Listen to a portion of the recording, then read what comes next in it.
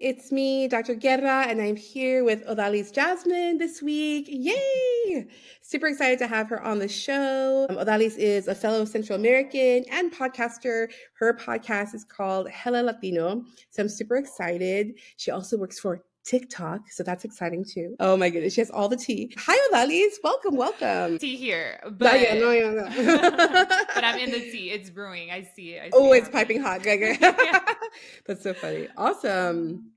Excellent. So, yes. So each episode, I invite the guests to kind of share basically their Latina experience, like what it means for them to be Latina, their cultural background, identity, because the places that we grew up in, what generation we are, all those little details, they do make a difference in terms of like how we self-identify and how we understand our place in the world. So I'd love to hear from you if you can share a little bit. I love this because I start every single podcast episode, how do you identify and why? And I do it on purpose to show the mosaic of Latinidad, right? Like we don't all look the same, sound the same, come from the same places. And so for me, I identify as a lot of different things. I think someone mentioned it on my podcast, actually, like there are parts of my identity that are like stable, right? They're like foundational. And there's part of my identities that are like flowing. And so when I think about my foundational identity, I'm Latina. I am Hondureña through and through, first generation in every sense of the word. Cool. And I am from Southeast San Diego. And I say Southeast because Southeast is a whole different flair of San Diego. And I feel like people don't know about it. And they go to San Diego, y van para las playas, they go see the beaches. Pero hay todo un lado de San Diego que la gente no conoce. There's a place in San Diego that I'm like, there's culture and there's beauty and there's immigrants and there is a thriving just community of people who are bound by common struggles and common socioeconomic status. And that's what brings kind of our people together. But all those parts of my identity influence who I am and how I see the world, how I move in the world. But I think that the other identities that I'm so close to is curiosity. And that comes from being first generation because como una de primera generación, hija de inmigrantes, I feel like you don't know what you don't know. I say this often. Totally. You don't know what you don't know. And so I find myself curious about a lot of different things and having multiple interests and having multiple creative pursuits. If you see my resume, it's like, girl, you've done all the things all at once. But that is so part of me. Like I want to live every day like to the fullest. And I identify with creativity. I'm a creative. I'm a writer. I'm a poet. I am a storyteller. And I think storytelling comes from our people, oral storytelling. People call it chisme. I'm like, I call it oral storytelling. Okay, we preserving. That's right. So that's all part of me. Oh, that's fantastic. I love it. Yes, San Diego is amazing. So I did a lot of research for my, when I was in the doctoral program way back when, on Chicano Park. So I love the murals and everything. It's so beautiful. And I can totally resonate as far as like being a writer and how important, not only sharing stories about our community, about ourselves, that is so important, not only like in the written form, but through song, through poetry, oral tradition, in different shapes and ways. I think that's super cool.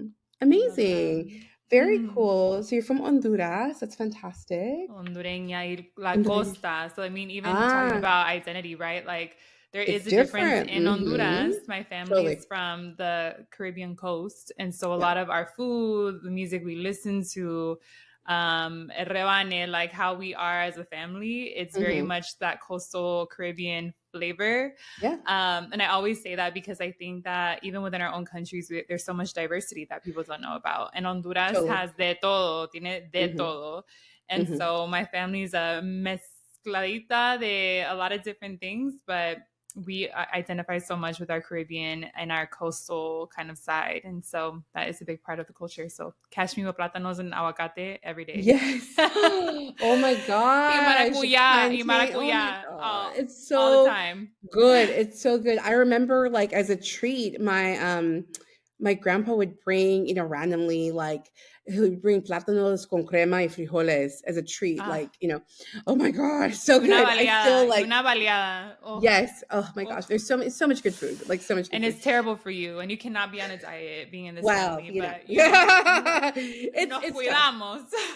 It's tough. It's tough because like everything is delicious. So it's hard to have restraint. Cool. But I Literally. agree with you. I think it's so true. Like depending on what part of the country, right? If someone is from La Sierra, it's different than being from the Oh, coast, yeah. Yeah. Yeah. versus being like very city centered, like urban, that kind Mhm. of thing. And Mhm. so yeah, it's true. O And sea, si nos pones Mhm. con una familia de Tegucigalpa, which is where the capital is, if you put us Yeah, with a family that's from the capital, yeah. they have a very, very different way of being. Like they prefer their Mm, pan, whereas we prefer our tortilla, or hmm. like they prefer black beans, or we prefer like regular. Like you know what? There's like Yeah. little Little differences, subtle differences. Yeah, little subtle totally. differences, even in like how we. So it's funny. The first time we went to, I won't say who, but we went to a family that was from Tegucigalpa, and they like Hmm. all sat. This is so funny. They all sat down for dinner together, and we're Hmm. like, "Oh, you sit at the same table? Like that's cool." like, like our side is like, "Oh, we have music playing. You can sit wherever you want." It's Like kind people of are just running like, around. It's yeah. almost like chaotic. And Yes. then Oh my God, girl. their family was so I know like I know that style. I know that well style. behaved, and you can tell they're a little bit more affluent, and I was like, Mm, wow, this is so different. bueno. And That's so funny. right, but I kind of love the differences because it shows It's again cool. like the The mosaic of differences. latinidad, it's so Yeah.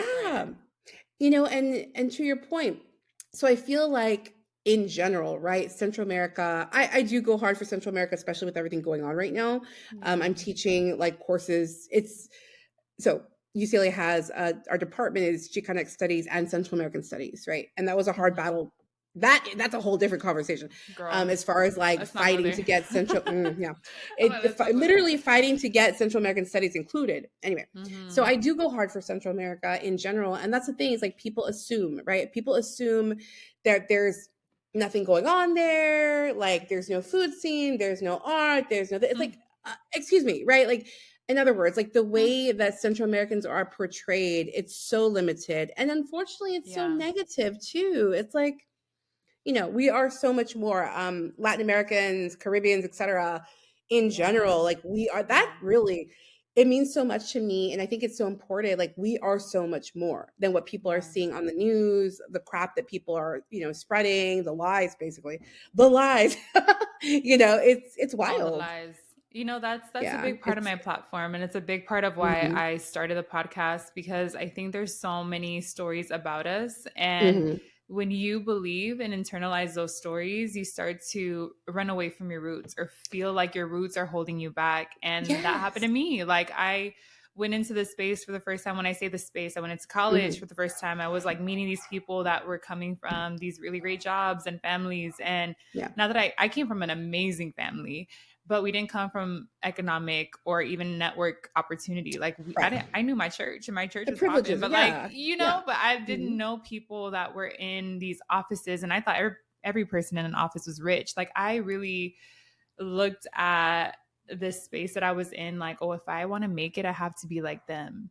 And then what I realized is I was Mhm. like slowly erasing myself, and it was a different Mhm. form of colonization, right? It's Yeah. almost like a body like colonization, like they were colonizing my Yeah. body. Like it Yeah. sounds There's weird to different say, but levels of colonization. Absolutely. it It's an was like erasure. I Mhm. was changing the way I Mhm. spoke, and I was exchanging the hoops, which my hoops I can't do without now, but I was exchanging the Right. hoops for like small. Yeah. I was like not having long nails, and I was really trying so hard to fit in. To But the fit a thing different is box. that Yeah. you can't fit in a box that's not meant for you. Like we're not meant for that Amen. box, and nor do I want to be in that box. And so a lot Yeah. of me, and the reason my podcast is called Hella Latina is because I was Tell in us the so. Bay Okay. Area.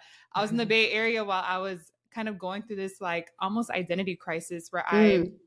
would come back home and my homegirls would be like, why are you talking like that? like, What's going on? Yeah. What's like, going what's on going with on? And then I was you? like, and it was almost like Those are a good friends. Those are good friends that will tell you what's going on, right? That'll call you out. shout out to Alexis. Shout out to There you Alexis. go. But Thank you, Alexis. I feel like it That's was funny. me feeling like I was not enough for any space. And I Wow. was almost like now navigating this in between. And so Mhm. that's what my podcast is about, is reclaiming who we are and understanding that we come from abundance. the Love reason it. our countries are poor, the reason our countries don't have the infrastructure is not because of our own doing. Like when you look at the history, let's talk about gold. When you look at the history of gold in Latin America, like it was Yeah. so abundant on our lands that we did not see it as monetary. We had Right. no monetary value to the gold. We saw it as religious and spiritual practice. It belonged to the earth. Like it was not just to be taken. And then right. we dripped Right. in it. We were like, let's rock our gold or let's have it in. Mm-hmm. And the fact that the So true. Spanish European colonizers came over and looked for Yeah. gold and then used it to build their wealth, like our people are abundant. Our people are so abundant. And I think it's reclaiming that narrative is what my podcast is all about. Like, let's talk about the real shit, but let's also reclaim that we come from beauty. We come from beauty and abundance. Period. Absolutely. Absolutely. That's amazing. And it's so exactly that, right? Like our countries are so rich, like in natural resources, artists, like there is so much amazing, beauty, right? Beauty, wealth, and the wealth in not just money lingo, right? Like just a wealth of information, like a wealth of spiritual, love, wealth of like knowledge, incredible wealth community, of family. Yes, all of that, all the above. And it's so, I don't know, I find it so like frustrating and kind of sad because I feel like, man, our countries really have never been free, right? If you think about it. Why? Because it's like we went from being colonized by the Spanish and Portuguese. That's complicated, right? Because a lot of us have, it's like that, it's that conflict of like both, and it's like, oh my God, a lot of us do have Spanish and Portuguese ancestry. Why? Because of colonization. Anyway, that's a whole thing. And then now basically a neo-colonial experience, right? Economic issues. I feel like I see like so much leadership that does not have like the regular people at like the, what am I trying to say? They don't have the I'm stumbling my words here. That's very interesting. That's what happens when you have average people, download. Right? Oh my God, yes. No, I feel like it literally, not to get too woo, I'm like, I feel like my throat chakra is being blocked right now. Like, no, but it's true. Like, I feel like there's so much leadership that does not want the people to thrive or does not have their best interest at heart. That's what I wanted to say. It's like they don't have people, the regular people, the regular folks who are working and trying to survive, helping their kids, doing their thing. It's like those in leadership are so freaking greedy. I hate to say it, but so many of them are so like corrupt and greedy that that's why we're not getting anywhere. It's very frustrating. It's been that way. Yeah. It's been that way a long time. And here's what I'll say, and I'm going to be very careful when I say it. I'm in a way glad that we have the president that we do because the truth is out. Like no one can deny it. No one can it's hard, go against it. The truth is out.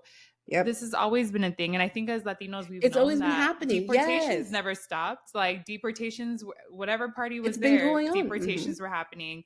Right. Is it happening in a different way? Absolutely. And it's not okay. But I think that one thing that we forget is that colonization never stopped. Colonization never ended. It just happened in different ways. And now there's laws that can pass it. And so when I say like I felt like my body was being colonized because that is part of the system. It makes you erase where you come from so that you can fit in and be successful. But do I really want to be somebody else when I make it? And what's really important, is it the money or is it the people that surround me and the values that I hold on to, which we're going to talk about religion, but that's why I'm really big on my religion and being like more spiritual, because if I didn't have God, I would be like lost. I would be trying to fit into this society similar to the box, right? That I don't fit into, but I would be trying to fit into a box that's not meant for me. And nor do I want to fit in that box. I'm like, let me be me. Let me enjoy this life and be kind and be compassionate and be real and be an artist and be a creative and be a writer, be all the things that they said I couldn't be. And let me do it with my own flair. I love that. I like in tarot, we call it the Tower moment. And I want to say that the star card comes right after the tarot. So literally like that's the way of life, is like everything has to crumble for it to rise up, right? For something new to rise up. And I think it is very painful, right? Like, I would never diminish that this is a very difficult time and a very scary time for a lot of families, but I kind of agree with you that maybe this is like sort of what has to happen for people to wake up and stop like ignoring. It really feels like the elephant in the room. It's like, how can we keep going like this? We can't. Truly. like we can't. Anyway, it's a Right. lot. Yeah, no, I love that you mentioned, your spiritual and religious practice. So if you'd want to share a little bit about that, that would be wonderful. So, you're catching me at such a beautiful transitional moment in my Yay. life because I love that. I grew up Christian my entire life. Okay. And Hmm. there was a point, I don't really remember it, but there was a point we were Catholic, or I guess we had Catholic practices. Hmm. My siblings remember it more than I do, but a lot of my life that I remember was all in a Christian church. And I went through so Hmm. many different denominations. So I went through going in the temple with a veil. And then I went Mm. through a moment where it was like we had to wear no makeup and wear really long skirts. And then I went through a moment where Wow. it was you can wear whatever you want, just like don't wear ripped jeans. And then we were not going to a church where like people dance and speak in tongues. And then now we're going to a Yeah. church that's so I felt like I More went evangelical. through Yeah. Hmm. all the different denominations within Christianity, Uh-huh. including Catholicism, right? But like I Hmm. felt like I was experiencing all these different ways of worship, Hmm. but one common denominator was God, right? Like you praise Right. God in all of it. And so the one thing that I held on to was that I'm like, sometimes I don't get the rules right, or sometimes I don't understand what the rules are for, but I Hmm. know that God is here and He's with me. I love it.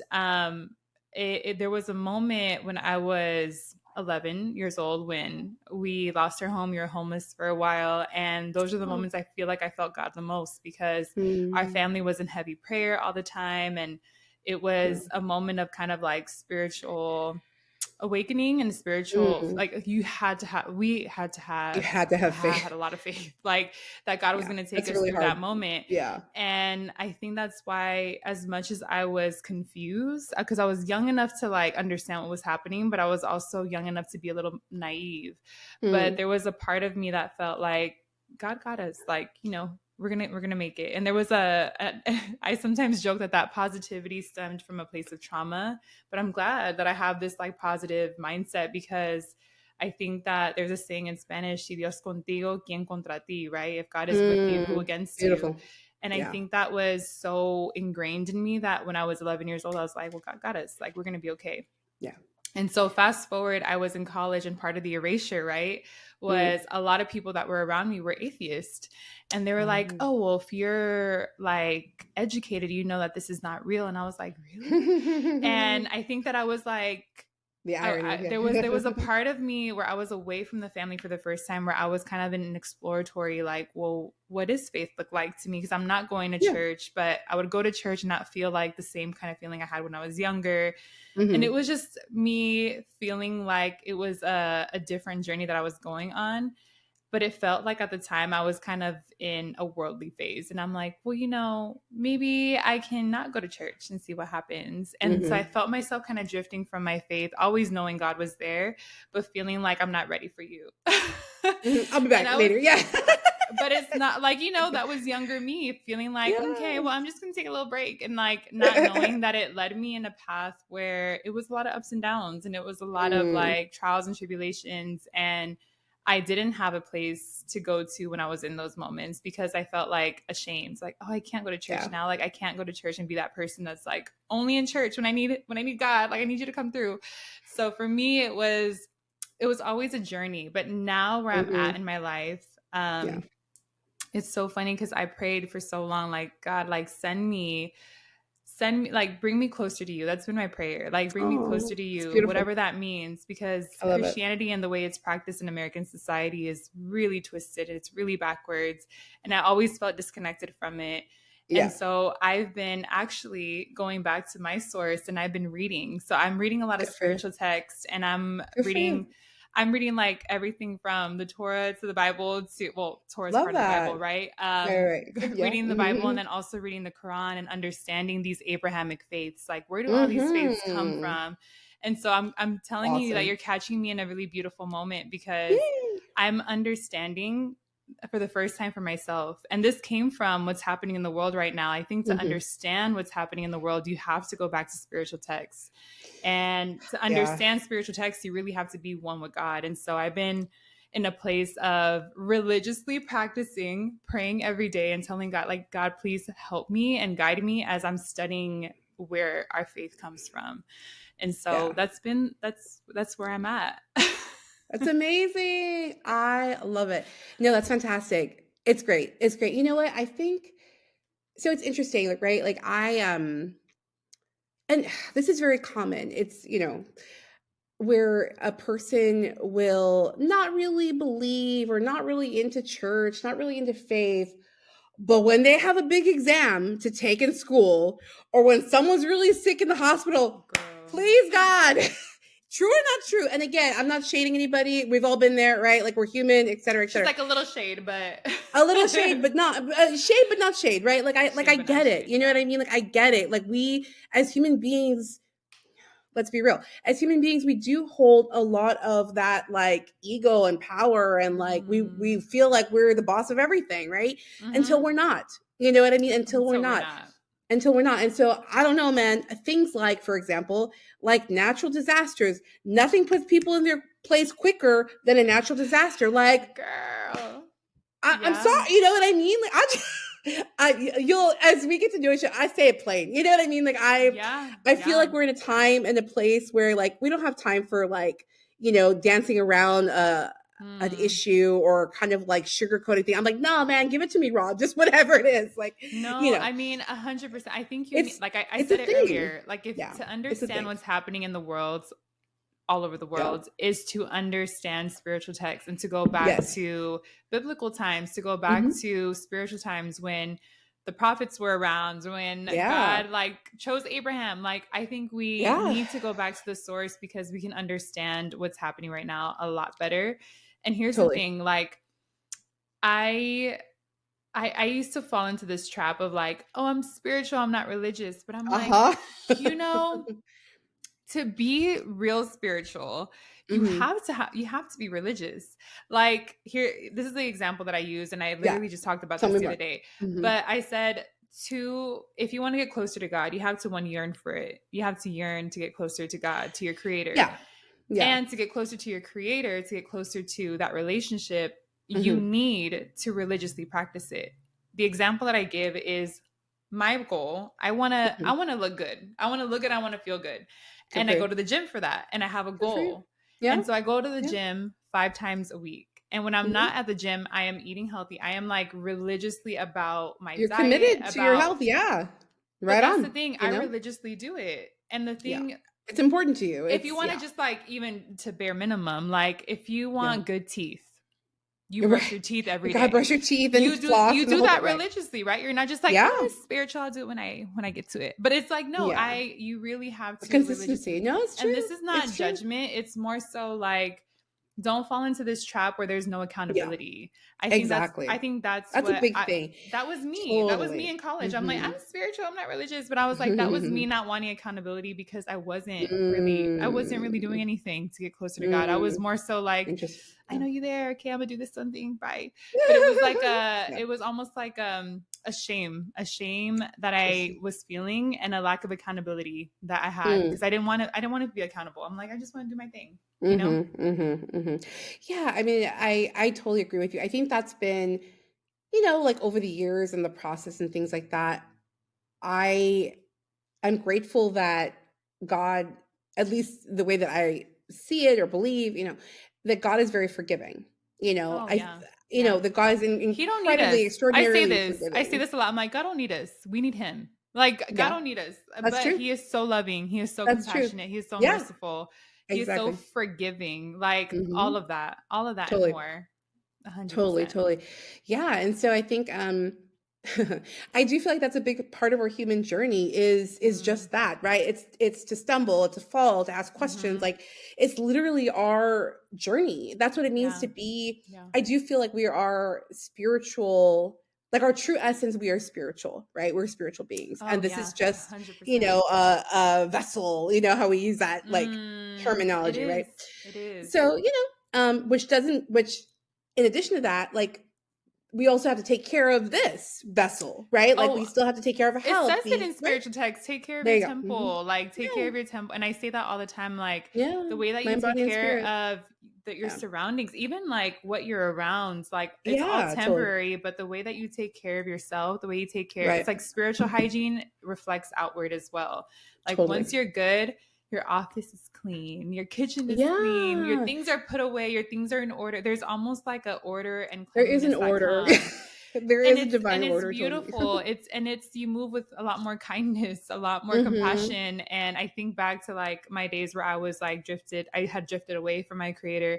Like I think of that time in my life and I was really lost. I was really Mhm. lost and I was very much a version of me that helped me get to where I am. So I'm grateful Mhm. for her. Yeah. But she was a little rough around the edges. I was like, she she could have prayed a little bit more.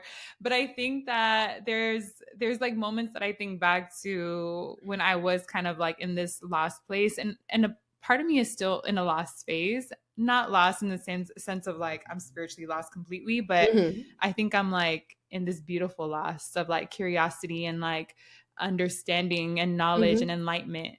But I think that God gives you clarity and God gives you like that same faith that I had at 11 years old of like, no, we're going to get through this. Like, I know we're going to get through this. It's the Mhm. same feeling I have now where I'm like, God has everything planned out, but he also gave us free will and that's beautiful. Yep. And Mhm. we get to choose. Like, yes, he knows it's going to happen, but like again, like the story of Adam and Eve, right? Like Yeah. God knew it was going to happen.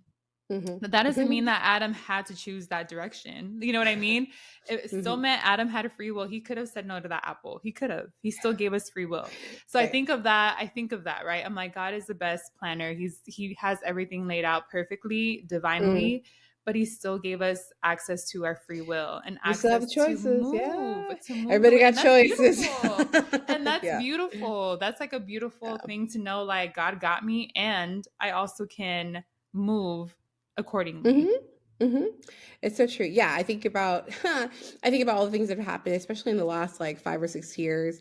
I'm like, it's a miracle that I'm alive. So I'm gonna Girl. say, you know what I mean? I'm like, And I'm there's gonna a say God is real. reason. God is really real. Yeah, Man, God is real. it's And I truly like so feel many things, it. so I many, yeah, feel like so it. many things have happened, like crazy things that I'm like, I know that I know, right? Like I Mhm. know in my literally like in my spirit, in my bones, that God was shielding me, Mm. protecting me, because there's Oh, no way I would have made it out alive, right? And it's wild. It is isn't very that so crazy, and that's beautiful the thing. though? That's so It's amazing. beautiful. It is. It's very powerful. It's amazing, and we use the terminology of like testimony and things like that. Mhm. And I feel like as much as I may try to like explain it to somebody or share it with somebody, it's almost like it has to be experienced.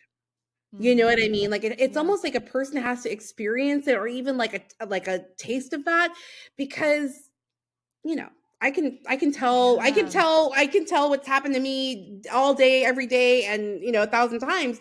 But if the person's not ready, right? If the person's not ready or still doesn't believe it, like you said, free will, right?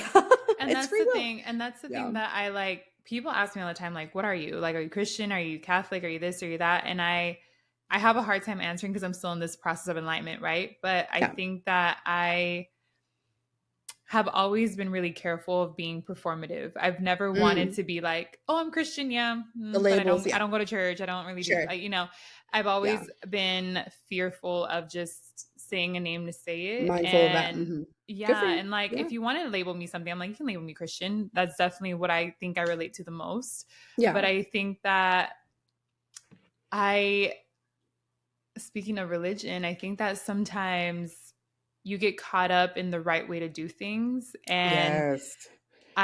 yes, you have to experience it, but you have to yearn for it. And that's the thing. I Mhm. grew up Christian. I grew up in this church. I grew up Mhm. so fearful of God, and I'm grateful for that, like a hundred Mm. thousand million percent. I also think that now I have agency and I have the Mhm. ability to really like have God guide me on this journey of Yeah. finding him. And Yeah. again, going back to the source and figuring out like I don't feel like I even really read the Bible growing up. Like I was like, Mhm. yeah, I Neither went to did church, I. but you know what I mean? And like reading Yeah. it is so enlightening. I'm like, oh, so Yes. this is all just some like family drama. That's what it feels like. I'm like, okay, so Essentially. Abraham did this. Okay, so that's where the disconnect happened. But like Exactly. Yeah. understanding spiritual text is so liberating at the same time. It It makes is. it makes Yeah. things make sense. And I wanted to address your point of like you have to experience it.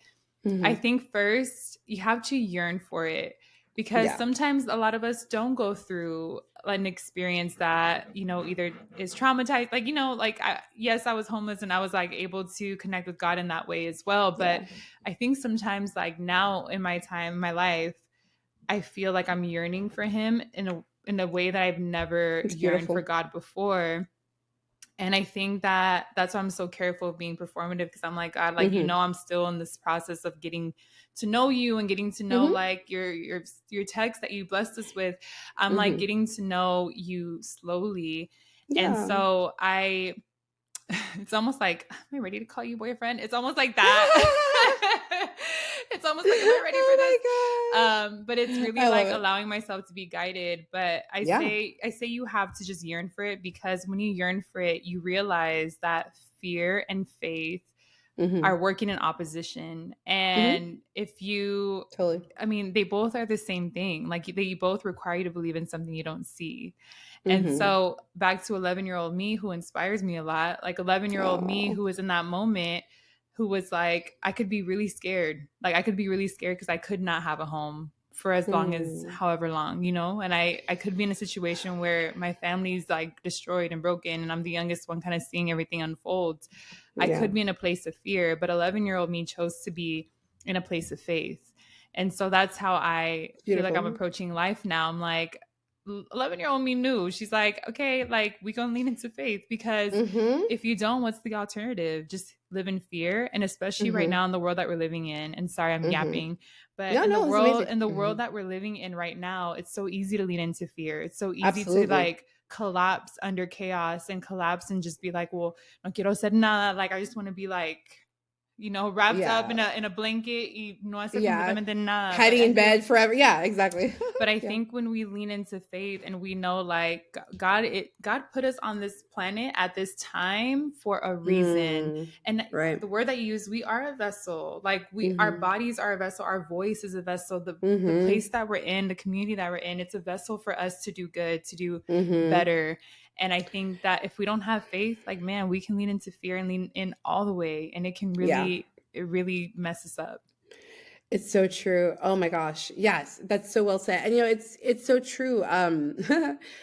We're thinking about prophets, right? Prophets were never welcome in their own Oh, hometown. mm-hmm. Mm-hmm. No one wanted to hear about that. They're like, you're crazy, Nobody. whatever. Like nobody wanted Right. to hear. But God's like, keep going. Like keep saying it. Mhm. So Mhm. there's that. But oh my gosh, I love everything that you shared, Alex. So you kind of touched on it for a moment, in terms of like looking back, that it really is literally faith over fear, right? That Mhm. is kind of what helped you get through really tough times with your family. I'm so sorry Yeah. that your family experienced homeless, not Mhm. having a home and It stuff made for a us time. better. It's Made us better. yeah, I mean that's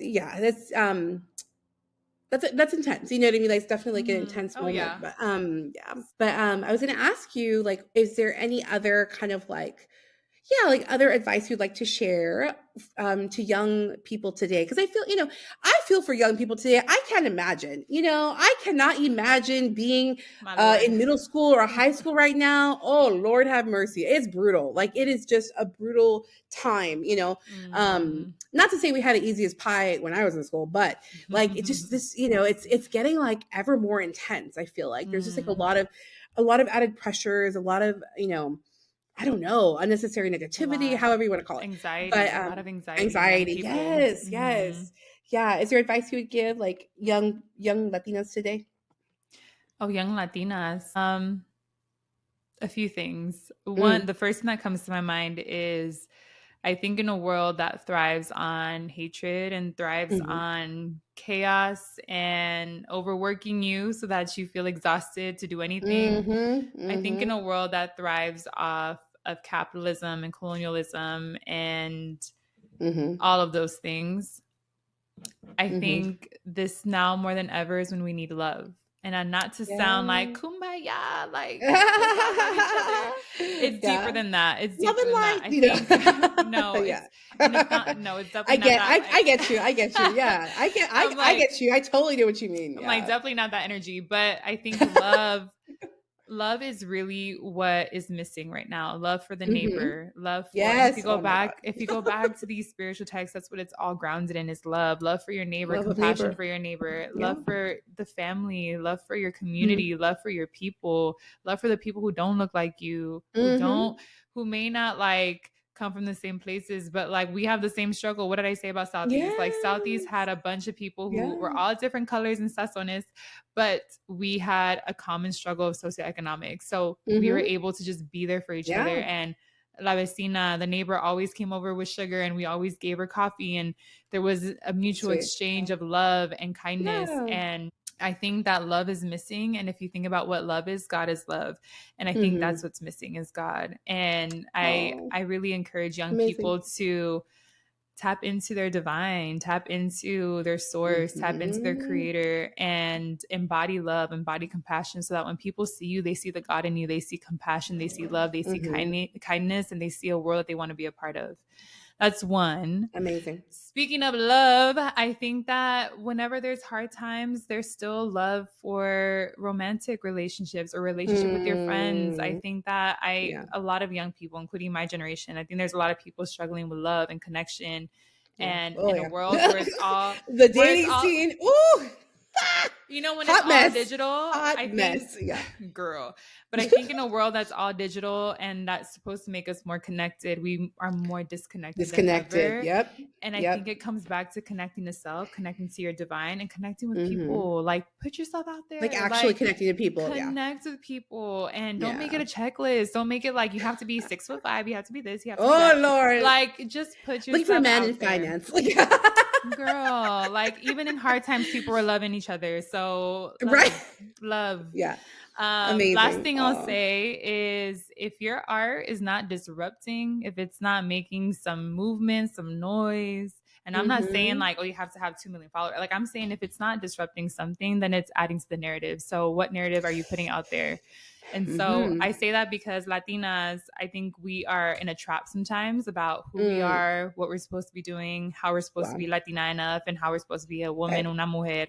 But I think that it's time to challenge some of these patriarchal roles that we have Mm-hmm. and Mm-hmm. lean Mm-hmm. into whatever you want to be. Si tú quieres ser Mm-hmm. la que cocina, la que limpia, la que es la, la mujer de la casa, Mm-hmm. beautiful. That's fine. Continue Yeah, that. exactly. If you want to Exactly. be both, if you want to be the one that is at home and also working, do that. If you want to be the one that's working, do that. If you don't want kids, do that. If you want kids, do it. Yes. Like I think Yes. that Oh my there's so God. much pressure Exactly. on young Latinas, so much. I Oh. think I want Latinas to find their narrative and I want them to be inspired by the women we have in our Mm-hmm. community. We have some dope women Mm-hmm. in the community. Yeah. And I think if we can tap into community, into other Mm-hmm. Latinas that are doing it different, that are doing it maybe even traditional, like tap into it Mm-hmm. and know that whatever you choose, it's okay. Keep dreaming and keep creating a life that is yours and solely yours.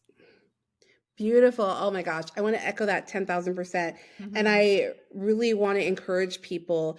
It is so critical to look within, right? In other words, like you've got to silence the media voices. You've got to even silence like relatives, friends, what they're telling you. Oh, you're not married yet? Oh, you have kids? Oh, whatever little chismes, whatever is happening, right? All that, right? It's like you have to take a moment to really look within and be like, but what do I want? What do I want? Do I want to go have a little farm and have my cattle and whatever and have 10 kids? Great. Awesome. Go for it. Do I want to go, do I want to live in New York, big city life, maybe get married, no kids, be CEO, boss? Excellent. Right. Whatever. Right. In other words, whatever your dream is, go for it. But that's the thing. I think all of us, so many of us, we really get caught up in making other people happy, in fulfilling other people's checklists. I call it the checklist, right? I call it the checklist. Go to college, get married, pop out some kids, get a house, not to be vulgar, but really that's kind of like what we're all sort of, I don't know, like drinking the Kool-Aid to do. But listen, I And think it's, that when we see ourselves through other people's eyes, whether it's your cultural values, your societal values, when we see ourselves in that mirror, then we're never going to be enough. But when we see ourselves in the way God looks at us, the way our Creator created us, when we see ourselves through divine eyes, I think the world looks different, and we move different, knowing that we're divinely connected, and we have God guiding us. Like, what else do we need? We don't need society telling us we need to be this or this or that. We don't need culture telling us we need this and this and that. Like, we have a divine source. And he gave us some rules. Like, we, not rules in terms of like this we got to do, but what a beautiful thing to be a woman. And I never really felt like that before. I was like, man, can I be a woman? I have to do this, I have to do that. And I'm like, okay, what a beautiful thing to be a woman. What a beautiful thing to be a Latina woman in this moment, because I do have choice. I am able to do the things that I want to do. I am able to create this business. Like, shout out to my mom and my abuelita who were working super hard to make that happen for me. You know what I mean? Like, definitely. We have a power of choice, and talking about free will, right? Like, we have a power of choice, and also it's no mistake where we are. Like, it's no mistake that I'm a Latina woman above all things. Like, I'm like, I love that I came from unos modales que son diferentes. I love that I have this different flair to me. There's cycles that I want to break, and there's cycles that I want to continue. And it's a power of choice. But I think that when we see ourselves through other people's expectations, we're never going to be enough. We're never going to be enough. It's always going to be like, oh, okay, I have a wrinkle right here, or, oh, my hair needs to be thicker, or, oh, I need to be married. I'm wasting time. Like, it's always going to be a rush. It's always going to be and I'm like, man, just see yourself the way God sees you. And know deep down, you got to be so good with yourself. And I don't mean that like self-love, like get my face routine, like that too. But it's also, you got to be so good. You got to love yourself so deeply, else you will not recognize love when it comes to That's step one. It's true. It's true. Like, if you don't love yourself, how the hell do you love anybody else? I think that was RuPaul who said that. But it's true. It's true. You got to love you really do have to love yourself first, flaws and all. No one's perfect, but getting to a point of like loving oneself, self-acceptance. And that means, like, yes, we're all a work in progress. Like, all of us have things that we're working on, and things like that. And it's great. Absolutely. Oh my gosh. This was fantastic. Thank you, Odalys. Oh, this was a lovely conversation. Thank you. Thank you for sharing this space. And thank you for talking about something that I don't feel like our community talks about enough. So I love this. Yay. Thank you. Oh, this was super fun. Thank you so much. So Odalys Jasmine, make sure to check out her podcast, Her Latino. I'll make sure to link the information in the notes. And thank you, everyone who's listening. Again, this is the Gold Hoops and God podcast, and I'm your host. I brought my Dr. gold hoops for you, girl. Yes, girl. Thank you. You feel me? Awesome. Yes. Oh my gosh. Awesome. Yay. Folks can find this episode everywhere that you stream your podcasts, including Spotify, Apple Podcasts, iHeart, and all the rest. And then the video of the interview will be available on Wednesday on YouTube at 1:11 p.m. Pacific. I love my angel numbers. So thank you so much. Thank you. Ciao.